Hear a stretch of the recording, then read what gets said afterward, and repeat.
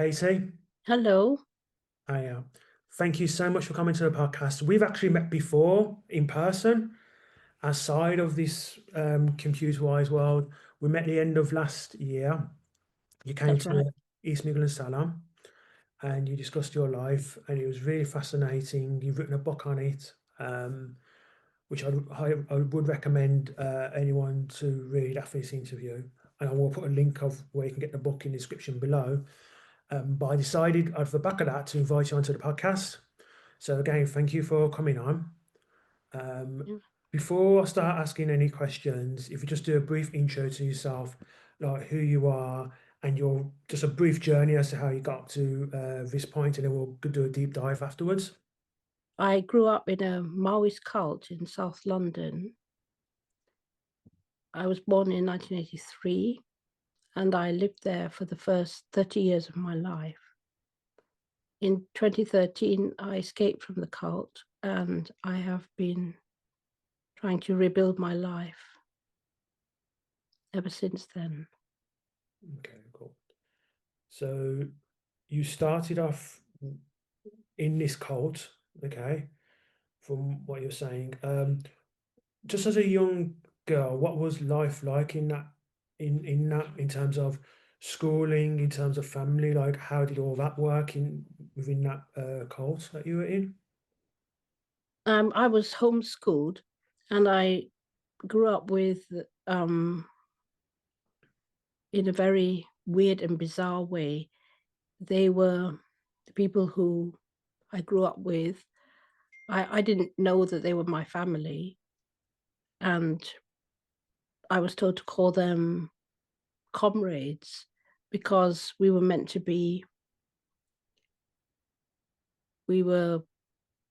communists, but that's what we were meant to be. I wasn't, obviously, but my father was a communist and he was extremely radical and intolerant. And so I grew up in an atmosphere of fear and terror, never knowing whether I will be beaten to a pulp for saying the wrong thing or doing the wrong thing, and watching other members of the cult being frequently beaten black and blue because of whatever. I mean, you never knew what could cause that. It could be anything or nothing at all. Okay, so you saw that, and obviously, so you witnessed beating from a young age.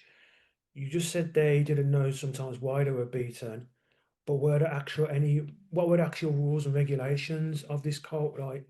And what were, other than being beaten, what were the punishments if you didn't adhere to them? Um, well, it was extremely,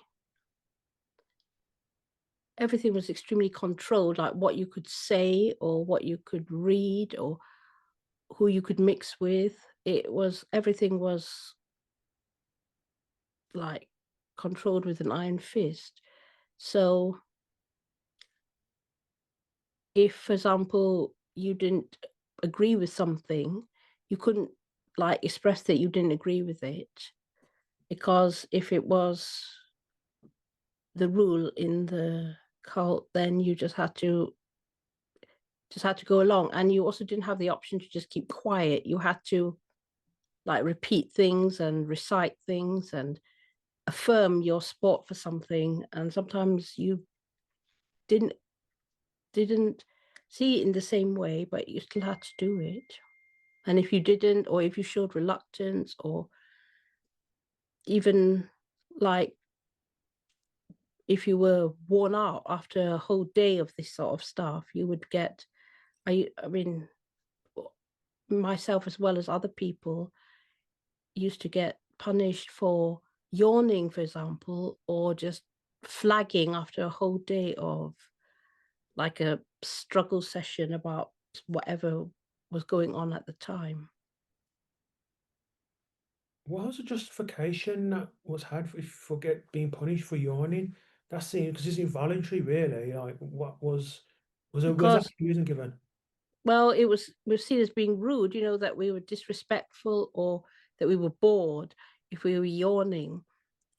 So, like, we're not interested in what the cult leader was talking about. So that was one of the examples. I mean, it could be anything. Looking the wrong way or not focusing our eyes on him,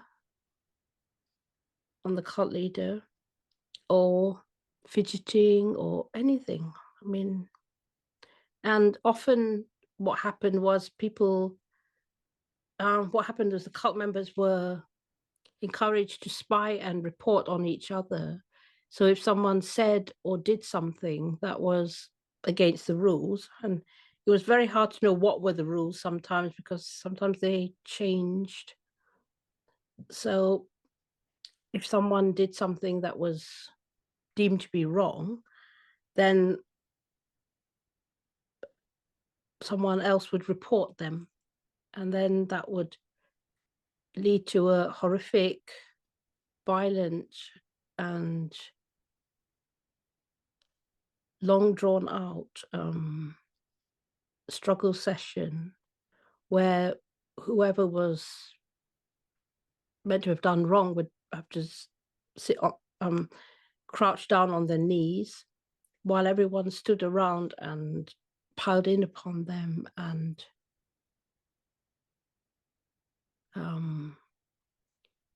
call them out for their misdeeds. And then what I used to remember was you never knew who it was going to happen to next because, like, for example, say one person was treated like this and everybody else turned on that person, within a few weeks, I think that person would try to get revenge, and then the similar thing would happen to another person, usually the person who had reported in the first instance. And then the whole thing would play out again, but with a different target. So there was the atmosphere, it was absolutely horrible, and it was thick with hatred and dislike because everybody was watching each other and wondering whether each other is going to rat them out, and then choosing to rat the other person out before they can get ratted out, and that kind of thing. And it was just horrendous, absolutely horrible. So beating was the main form of physical violence. People used to be slapped black and blue quite often, including myself. And sometimes objects were used as well, like slippers or rulers or brooms or whatever happened to come to hand, or sometimes just a towel, just getting whipped with a towel. And the other form of punishment that was not physical was a kind of banishment. After you had transgressed, no one will talk to you. And people who were like, yesterday we were seeming to get along all right, and then today no one will talk to you or barely acknowledge your existence. And they would do things that they knew you didn't like something you specifically didn't like. They would do it and then sort of almost smirk at you to say, now that you're in the doghouse, you can't have your boundary anymore. You're not allowed that boundary. So you had to just put up with it. And if you complained, then you were not taking your punishment in the way you should have done, and you'd be punished more. And this was every day. Yeah, almost every day. If there were a few days when it didn't happen, it was like a relief, but then you could never really switch off and relax because you never knew when it was going to happen. Sometimes it would seem that things were good and there was a feeling that, oh, maybe we're going to have a little bit of respite now. And, and then suddenly, out of the blue, it would start again because someone would have reported, or maybe someone assumed or thought that, say, I was having too much fun and I was getting too complacent. So then they decide to, you know, ruin everything. How many people were in this cult? But when I was a child, it was 10 of us, including the cult leader, who I later learned was my dad, and my mum, and myself. Tell me more about the cult leader. Like, what was your relationship with him? Because, correct me if I'm wrong, did you not realize he was your dad initially? Is that correct? That's right. No, I didn't realize he was my dad. He was just this big, untouchable tyrant who I was absolutely terrified of him because he was so prone to outbursts of absolutely pathological rage.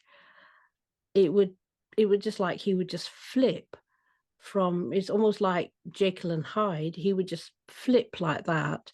Something would be said or something he would suddenly change, and his eyes were like red coals and just absolutely merciless with his anger and his hatred. And I mean, I was just only a small child, and everyone else was an adult, and it just felt completely um, overwhelming, really.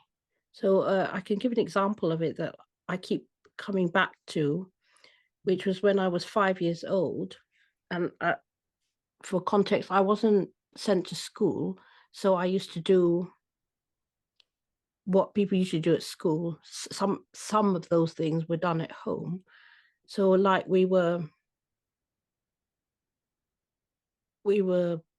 naming countries on the world map, and when we used to name all the countries, oh, this is France, this is Germany, this is India, this is China, that kind of thing. And every time when we came to Israel, they used to say, call it Palestine instead of Israel. So, well, one day when I was 5, I remember saying, why do we do that? Why don't we just call it what is written there on the map? And I said, I like the sound of the word Israel more than Palestine. It sounds nicer. And oh my God, I mean, nothing happened at that moment. But then the person who was with me, who I had said that to, reported me to my father, and he was just absolutely hysterical with rage that I had dared to say that I had dared to support the Jews who he absolutely hated and used to call them insects, and that I had spotted these insects by saying that I had liked the sound of the word Israel more than Palestine.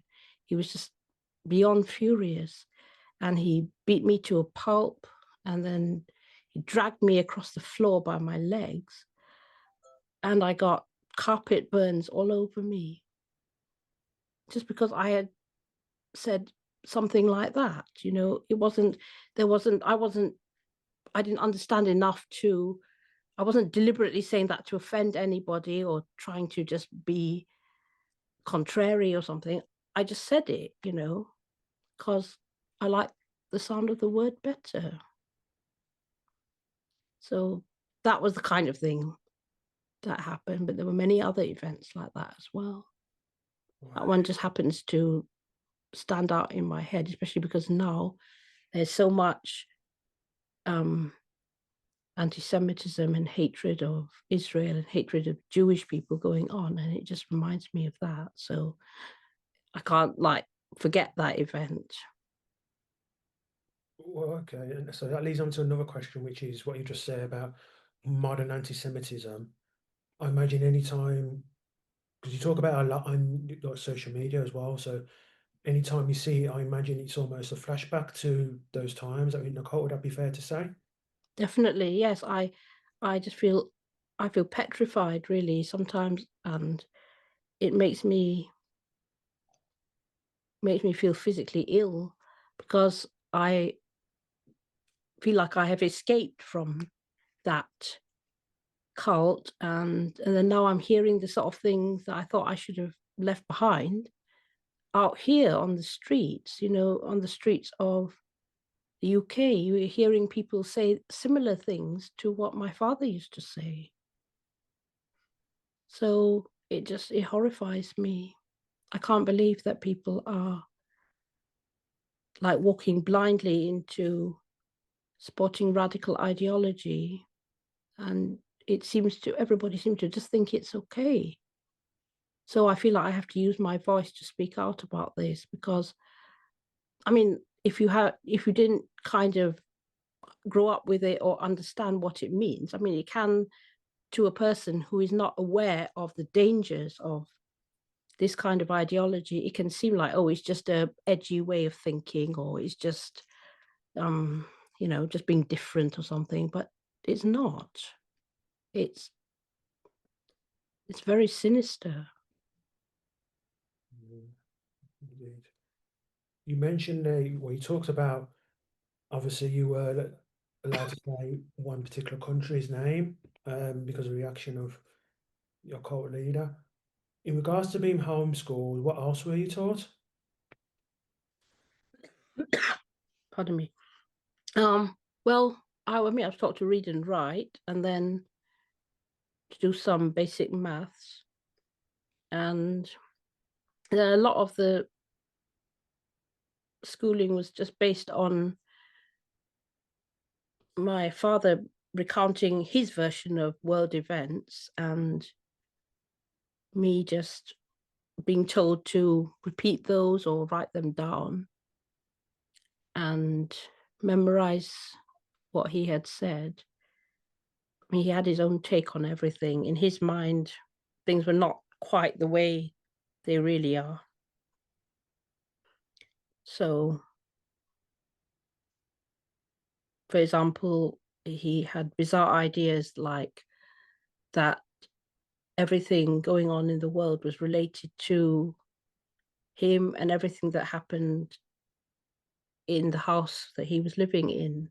So if if there, for example, a neighbor would play loud music and disturb them, then there would be some crazy stuff happening somewhere else in the world, like an earthquake or a hurricane or something, to punish his enemies for playing loud music to disturb him. It is just absolutely bizarre. What did your neighbours think of that cult? Because surely some of them must have seen that and thought, hang on, you've got this guy who's with these, I don't know what the age was, but I imagine if they're similar your age and whatnot, this group, Um, I mean, but yeah, it was. They were all. I mean, I was the only child. The youngest member was um, late 20s, I think, when I was born, and the oldest member was mid. I think the oldest member was my father, and he was early 40s when I was born. So they were mainly hostile to the neighbors, and they because they believed that the neighbors were agents of the state trying to spy on them and report on them and cause mischief for them. So they would they wouldn't speak to people. Like, sometimes if someone would say hello, they would just pretend they hadn't heard. And they used to tell me as well, like, if on the I mean, I wasn't allowed to go out much, but on the rare occasions when I did go out into the garden, and if someone said hello, I was told not to say hello back and to just,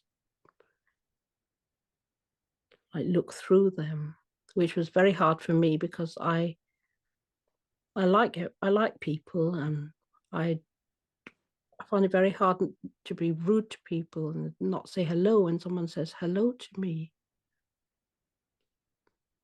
Mm. And you say you was rare to go out. On the rare occasions you were allowed to go out, where were you allowed to go? Well, always with an armed guard, like 2 or 3 people to the garden, for example. That was the extent of it for most of my youth. And once once a year or maximum twice a year, we would go out somewhere if there were visits from relatives who they didn't want to know about my existence, then I was taken out. And that Why was the did, only time I was be taken out, and we'd go out for the day, and it was the highlight of my year every time we would go out. what was that going out experience like? Because you transfer into like an open environment, but you still have to follow the rules and regulations of the part you're in. So how Right. did that work? Because there must have been some, especially at that young age, and you see like people, there must have been occasions where you want to say hello to people and whatnot, but you weren't allowed to. So how did that play out in the public? Because I can't, if they hit you in public, someone's going to call the police. So how did that Yeah. work out in public? Well, we were sort of tightly together. So, like, my father would be there, and a couple, 2 or 3 of the cult members would be like surrounding me, and I would be in the middle. So I could not really interact with anybody. And besides, when I went out, it was just an absolute shock for me because I had spent almost all my life within these 4 walls, and being outside, it was just so overwhelming. I couldn't really take much in. It was just like a nice feeling, but at the same time, it was like an onslaught of sound and smell and sights. It was I don't think I took much in at all. I just felt completely dazed and overwhelmed. But it was still the best experience that I ever had. Every time I went out, it was always so happy. But the sad bit was that it would be over soon, and you never knew when you were going to go out again. Mm. Yeah, I can imagine for anyone Right. really, if you've never been outside, to just get that overload of sensations and whatnot, that must have again, and especially if you're young as well, you might not in your mind be able to articulate what you're seeing. Like Yeah. people want to, I don't know if this is the case, but articulate what you were seeing and be able to explain to someone basically, oh, I did this today, I did that today, and so on and so forth. No, it was kind of no, it was difficult. But the one thing that I did always notice was when I went out, and I mean, I obviously noticed that even when I was in the house and I was looking out the window, everybody else seemed to be so much nicer than the people around me. And I was always told that they're bad people and dangerous people, and that I'm being kept inside because I'm being kept safe from them. But everybody else seemed to be so much nicer. They were smiling, and they used to smile and laugh, and we were not allowed to. I was not allowed to laugh growing up. That was one thing. If I was smiling too much, I used to get punished. If I was laughing, I was punished as well. And even talking, sometimes it was like, don't talk. You're not allowed to talk. And everybody else seemed to be so just living their life rather than this constant crazy atmosphere. So even though I was told that this was better than everything else, it just didn't add up because it just seemed so much nicer outside. And I was told that, oh, that is just like a sugar coated pill, that it looks nice, but it's actually horrible. So you don't realize how bad it is. And we know, so just listen to us. So I suppose a part of me thought maybe that's right. But then I just couldn't stop that feeling, that intuitive feeling that it wasn't like that. Was there anyone in the culture you could trust, talk to, and trust in secret? Um, Up to a point, sometimes, but you never could fully trust them because they would change. If the cult leader, if my father had said something, they would betray me in an instant. So you could trust them up to a point, but you could never entirely trust them. And that was another thing that was very hard, sort of building up a kind of connection with one or another person, and then suddenly they would just be. It was almost like they all were Jekyll and Hyde. They would Hmm. just um, like look through me if something went wrong, or if they were told to sort of discipline me or punish me. Sorry. Then I would just be all on my own, and people who I just the day before seemed to be getting along would not get along anymore. And to this day, I still find it very hard to sort of open up or trust anybody. I mean, I do have good friends, but at the back of my mind, I suppose there's always the fear, what will that happen again? Mm. And because of that, I have to be honest, I prefer animals to people. I just love animals, especially dogs and cats. I mean, I only used to love dogs once upon a time, but now I'm very lucky because I look after animals. That's what I do. So I go to people's homes and look after their pets. And it's just so beautiful to snuggle up with a cat or a dog.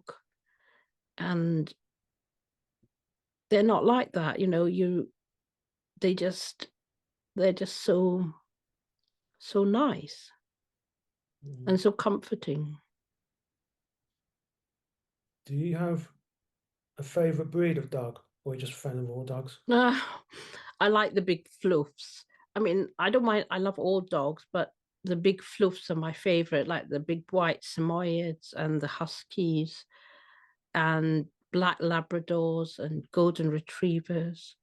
I just adore them, and I'm mad if I'm walking outside and I see one of them. I just have to talk to the. I just have to talk to the person. I have to stop them and talk to them and pet the animal, and it's just I just love it so much. And they love me as well. Dogs always come running up to me and wanting to cuddle me. So it's it's absolutely beautiful. Yeah, that's very such gentle creatures. I think I've said They to you are. before off air, I love all those breeds of dogs, but for me, it's got to be the Staffy dog. Those are Oh the. yeah, I love staffies as well. When I used to live in London, on the rare occasions we went out, if there was a staffy, they used to jump up at me and hug me. Just strange staffies. They would just come and say hello, and it was just, oh God, I love them so much. Yeah, indeed. What about cats? You have a favorite breed of Oh cat? yeah, cats. I love rag dolls. Again, I like big fluffs. So I love rag dolls and Maine Coon cats, those big long cats. I love things like that. I mean, I love all animals, but I prefer big fluffs with a lot of, you can just cuddle them. They're so adorably sweet and cute. And they come snuggling up and purring. And they usually, when I'm looking after pets, cats always come and curl up on my tummy at night and purr. And it is just, it's heavenly when that happens. It's like, feels like I don't know how to say it, but there's a therapeutic element to it. It feels very healing and calming. Mm. Imagine so. With one thing I think I remember from when we met in person in the last year is regarding books. Because correct me if I'm wrong, wouldn't a cult leader say that you couldn't, there's certain type of books you couldn't read, such as Lord of the Rings? Is that correct? Um, no, he didn't mind me reading Lord of the Rings, funnily enough, because he thought it was about him, and he had this idea that preparations were being made for him to take over the world, so that the popularity of books like Lord of the Rings or Harry Potter, whatever, was was part of that preparation. So because the king in the Lord of the Rings was called Aragorn, and my father's name was Aravinden, he said Aragorn was about himself, that he was the king in exile and he was going to return one day. So because of that, he allowed me to read the Lord of the Rings. And but when I read it, I thought to myself, hang on, you say you're like Aragorn, but you don't you don't have any of Aragorn's qualities. You behave more like the Dark Lord. Your behavior is like him. It's you want soulless people with no sense of self to serve you without question, like the Black Riders. So reading those books, Harry Potter as well as Lord of the Rings, kind of confirmed to me what I knew deep down, that my father was a narcissist and for want of a better expression, like a dark lord, Mm. Was or it the same? had the wish to be like a dark lord. I mean, obviously he didn't have those powers, but he, in his mind, he thought he did, and he would have loved to have that level of control over everyone. He liked the dominance of a Dark Lord. That'd be fair, easy to say. Yeah, that's right. Sorry, I've got a cough at the moment. I've just had a cold, so coffee. No worries. Did you do this? Was it the same with TV as well? Like you weren't allowed to watch any TV at all, even the news? Yeah, I mean, well, I was only allowed to watch what they decided that I was allowed to watch. So at one point, they said we should watch the news all the time. So we had to watch the news, even if we didn't want to. But I wasn't allowed to just choose what I wanted to watch. And I wasn't allowed to do that with reading either. But there were a lot of books in the house, which my dad didn't read the books for the most part, but he just had them there to for show, really, to give the impression that he's this great scholar. So mainly to impress his followers, as well as on the rare occasions when his relatives used to visit, he wanted people to think he was very knowledgeable and very wise. But he didn't actually read any of these books. Sorry. But I used to read the books. I mean, I used to read them in secret. I wasn't meant to do that, but I used to do it. And I learned a lot from those books, and I think they saved my life really reading all these books. And obviously Lord of the Rings was one of the main ones that helped me to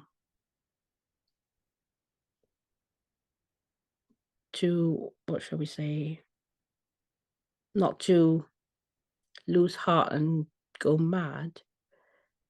But reading all these books, sometimes people ask me, if you grew up in that horrible environment, how have you turned out to be kind of well rounded as you are? And I always say it's thanks to those books that I read in secret, because if I had always only heard the kind of nonsense that I was being taught, I would probably have become a mad lunatic by now. And I'm very thankful that I had those opportunities to read those books, and they kind of gave me a different perspective on things. Indeed, indeed. You said you read non-fiction. Was it Ayn Rand you read, or have I got that completely wrong? Sorry? You said you've read non-fiction books. So what non-fiction books did you read? No, Um, non-fiction. I don't know. It was everything, like I would read biography of people, whoever it was. And usually, like my father had people that he really, really disliked. And they were usually Western politicians or Western thinkers. And he would make them out to be terrible, horrible people. And but then he would like to read about them as well, or rather he'd got the book about them, because he used to say, like, know your enemy. So you had to learn all about the people you hated to so that you can kind of know their weaknesses and things like that. And then I used to read these books and I used to think, these are just people. I mean, you make them out to be some terrible monster or ogre, but they're not. They're just ordinary people, really, who have just found themselves in a different position. They found themselves in the position of having to be a president or a prime minister or whatever. They're not bad people. They're not these monsters. They're all right. And a lot better than you, I thought to myself about my dad. indeed. So all this has happened. Obviously, it's driving you mad and whatnot. What age did you first decide you were going to try to escape from this cult? That was a long time in coming. I wanted to leave many years ago. I used to think of it because I just couldn't stand the atmosphere in the house. And I was the only person who was not grooved in like everybody else was. And it was so hard to just be on your own. Like I felt like I was the only sane person in a lunatic asylum. And I just wanted to get out of there, and I knew that there was a different world outside from the books I had read as well as from seeing other people. And I thought, I want to be among my own people, sensible people, sane people, not crazy, radical, cultist lunatics. And I just never knew how I could do that because I didn't have my own money. I had no knowledge of the outside world. I didn't have anyone, any friends, or any connections outside that house. Mhm. There was no way that I was not allowed to step out of the house. I was not allowed to answer the phone. I wasn't allowed I couldn't like even send a letter to someone because every letter that came into the house was opened by my father. There was no way of finding an escape from that situation that I knew of. And it was just so depressing, but I knew that I had to find a way out of there.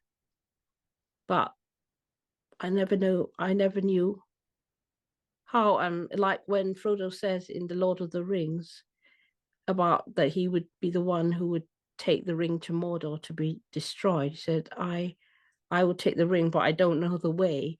That's exactly how I kind of felt, you know. I I want to get out of here, but I don't know the way. Hmm. So, but escape you did, at least the I first did. time. So, how did that first escape plan go, or what did you decide to do?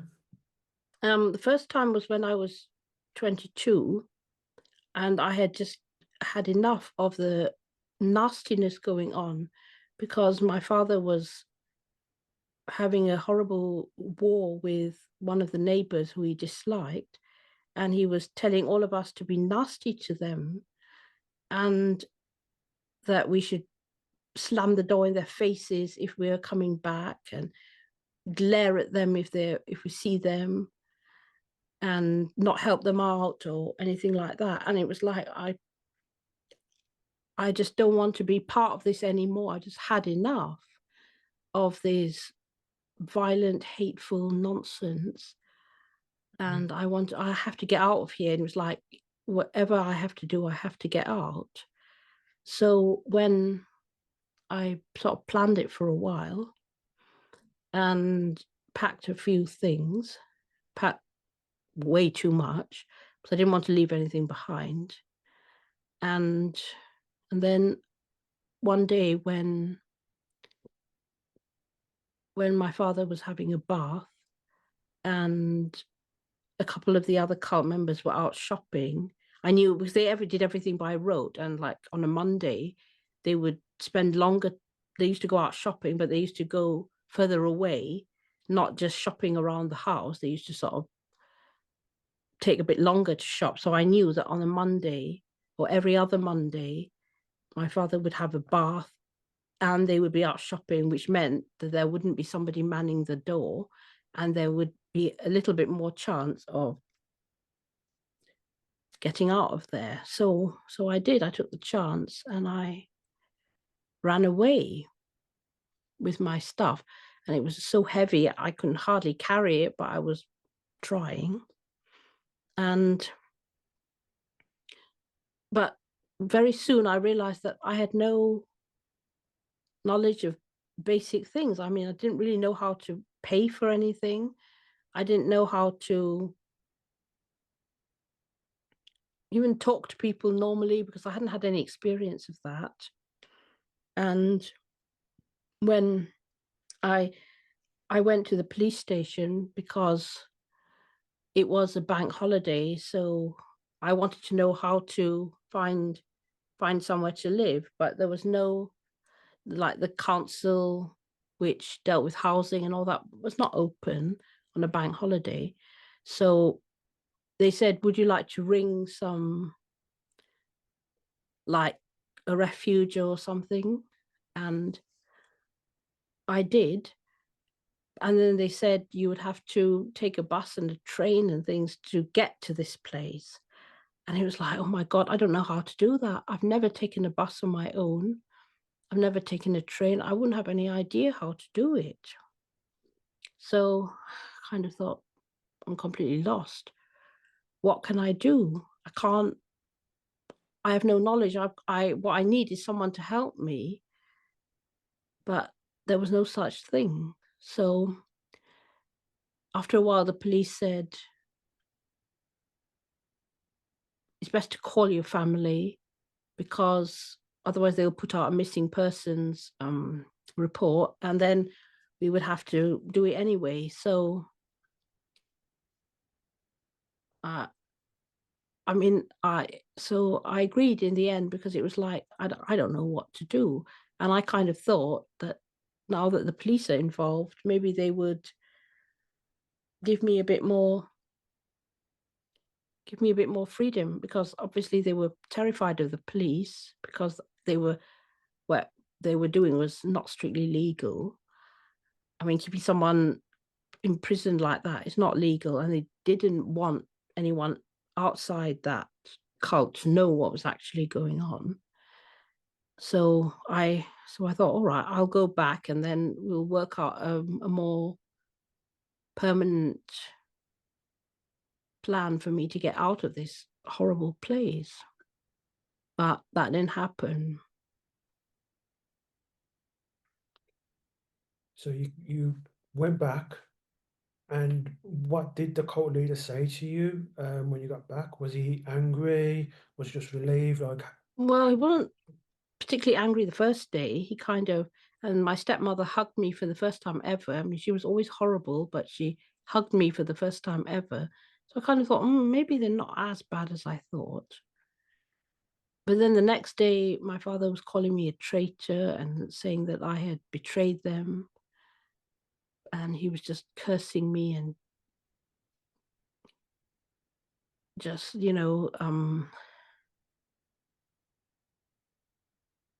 just being absolutely horrible. mhm, And then obviously I regretted not taking that chance, but I didn't know what to do. There was just it just felt impossible. mhm. So that happened, and then was it when you were 30 years old when you tried to escape again? Is that correct? Yes, yes, but the second time I had kind of planned it a lot better, and I had for a while, for a few years, I had been sort of working on getting the spot of a couple of the other members of the cult. And what happened was one of them, Josie, was herself feeling quite disenchanted with the whole setup because she was being bullied horribly by my stepmother, and she was being lied about. The sort of thing that she used to do to me growing up now was being done to her by my stepmother. Things were being told about her that were not true. Like my stepmother would go to my dad and say that Josie had refused to help her out, when actually Josie had just said, "My arm's hurting. Would it be okay if I did these chores later on?" That kind of thing, just completely saying the opposite of the truth about what was going on. And Josie was just so frustrated because my father would always take my stepmother's side and never listen to Josie. So I started, I mean, I don't think at the beginning I thought of it as part of this long term goal that I was working towards. I didn't kind of put it in so many words or think about it even in that way, I don't think. I just knew I had to support Josie because she was going through the sort of thing that I had been going through. So we started to talk about it, and she used to talk to me and tell me that how she felt, how miserable and sad she felt about how she was being treated. And I hugged her and I kind of said, I will be here for you, if you need anybody to talk to. I won't like gang up against you. Like as I mentioned earlier on, if someone was being punished, everybody else was meant to isolate and banish that person as well. But I Mhm, refused to do that. So I was there for Josie.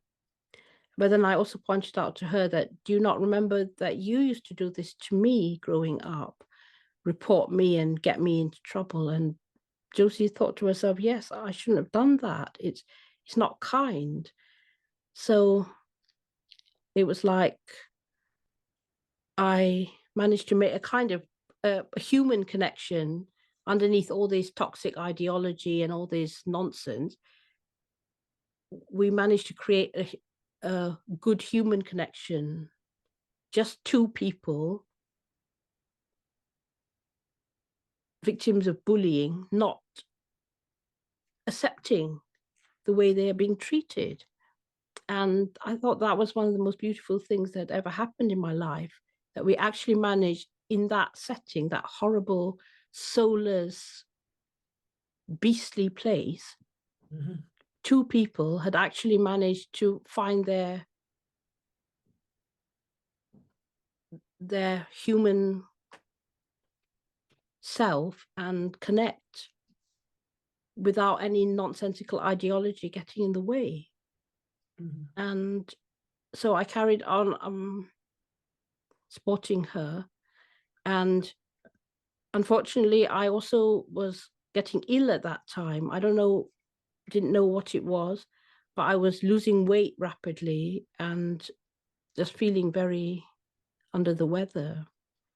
So Josie was quite worried because a number of the cult members had not got support and had died.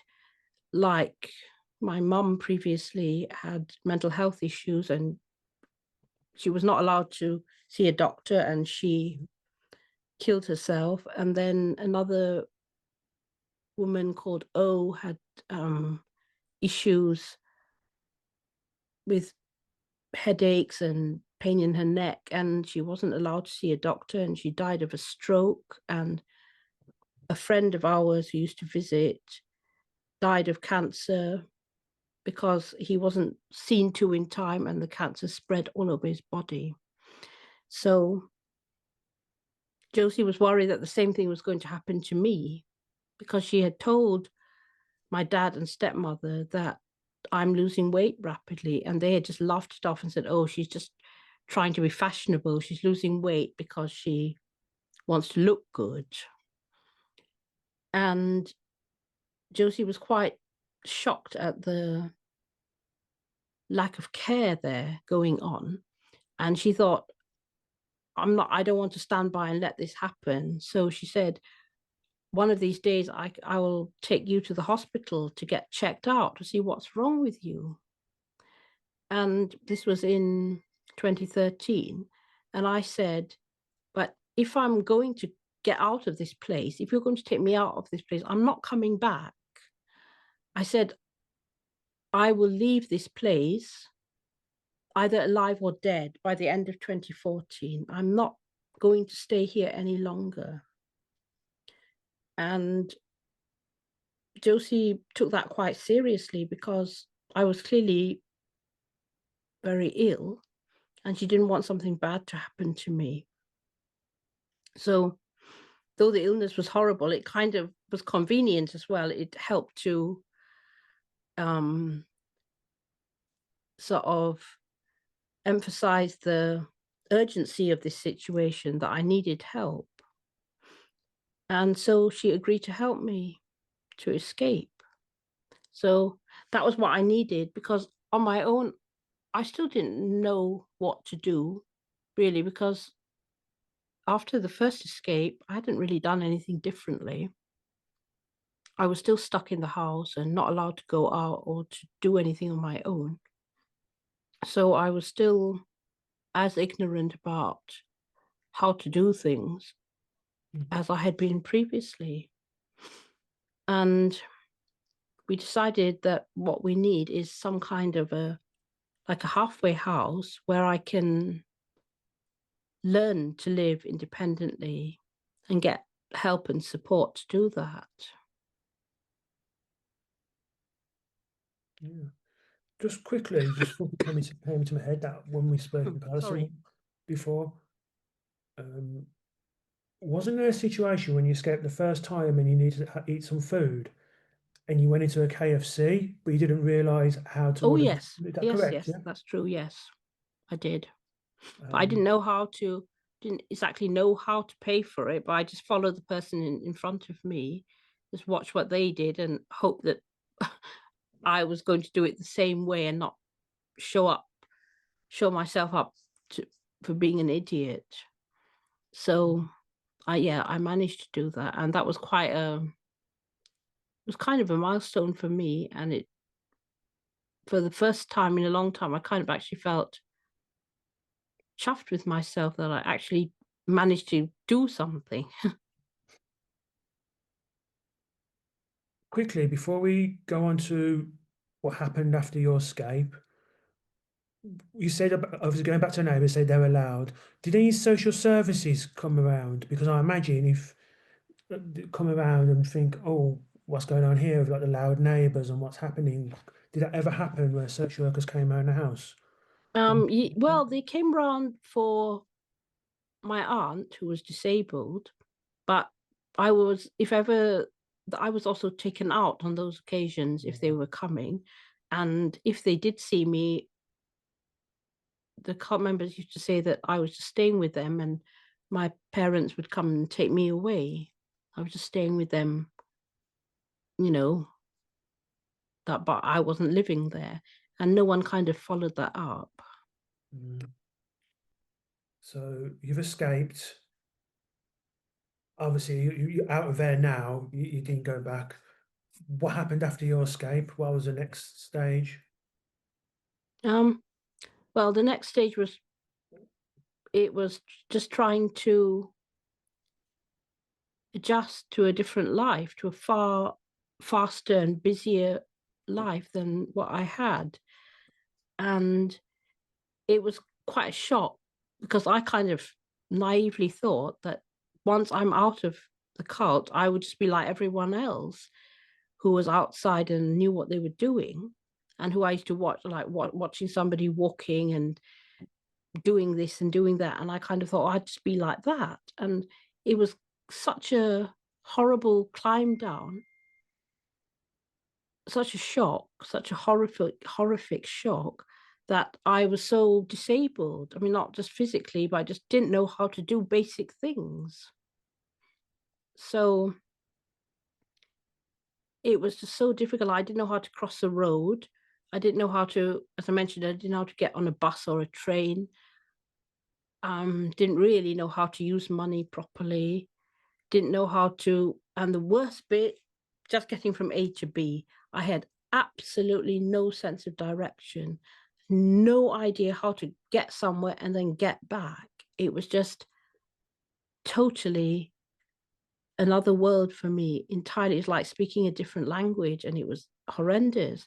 And to be honest, even to this day, I really struggle with getting around. I'm so thank heavens for Google Maps. If it wasn't for that, I would still be stuck in the house, I think, Mm. for the most part, because I would just be terrified of getting lost. Mm. But you've travelled around the world since then quite a lot. I think you've I been have, more yes, than I me, have yeah. done a lot of traveling on my own, actually. Good. And but that is thanks to Google Maps. So I just put in my destination on there, and it will tell me where to go, and where to walk, which bus stop to take, which bus to take, and which train to take, and which I mean, and you book your flight or whatever. I mean, that is, as long as I've got that, I'm all right. If I didn't have that, I'll be lost. Cool. Just quickly then, because I want to relate what you went through to current day, and you kind of mentioned it before when you talked about anti-Semitism. Obviously, you grew up in a unique way in a cult. Can you see some of those features? And you kind of alluded to this again in a previous answer, but can you see some of those features that you're going through in the wider world, be it whether it's Islamophobia, anti-Semitism, whether it's woke, whether it's anti-woke, this grouping of identity and um, this almost adversarial nature now that we have. Do you see what's happening in society now and can relate it to your experiences growing up in a cult? Yes, absolutely. And it horrifies me, and it makes me feel very depressed, to be honest, because I kind of thought that I had escaped from that. And sometimes it feels like it's haunting me. And I'm Hmm. hearing the kind of language I thought I had left behind, hearing that on the street, like when people shout Intifada revolution and that kind of thing. It's just so horrible. And there's so much ignorance as well, and willful ignorance, I would say, because I've tried to tell a few people this is not just a controversial um, idea or something, which I have no problem with. I have no issue with controversial ideology or unusual takes on things. That's all fine. But this is about evil, hateful, um, psychopathic ideology trying to destroy our way of life. And there's nothing innocent about it. It's not just another opinion. It's not just, oh, we can agree to disagree. This is really serious. And I have tried to talk to people about it, but a lot of people don't want to know. They're just so,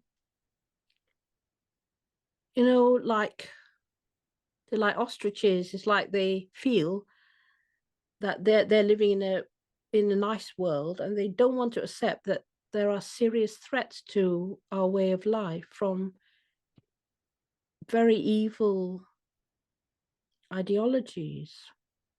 Mm. And in my view, the Jewish people are often the canary in the coal mine, where if a if there's a serious rot setting in a society, that's when persecution of the Jews begin. And that's what's going on now. Jewish people are feeling terrified on the street. They're getting bullied at synagogues and at kosher sections in supermarkets, and people are just treating them so badly. Mm. And there's so much unfairness, unfair maligning of Israel. And it just horrifies me seeing all these things going on and people just thinking it's all right. And many I've sort of disconnected from a number of friends of mine because they're just so ignorant and so willfully ignorant. And I've told them, they know about my story, and I've told them I am hearing the language I grew up with, that horrible cultist ideology. I'm hearing that on the streets of the UK. Do you not think that's a problem? And they think that I'm crazy. And they call me far right when I say that. And I'm not far right. I don't believe in any kind of radical ideology of any sort. I just, I just can't stand it. But I don't know, people just can't see what's going on. And I just hope they don't learn painfully.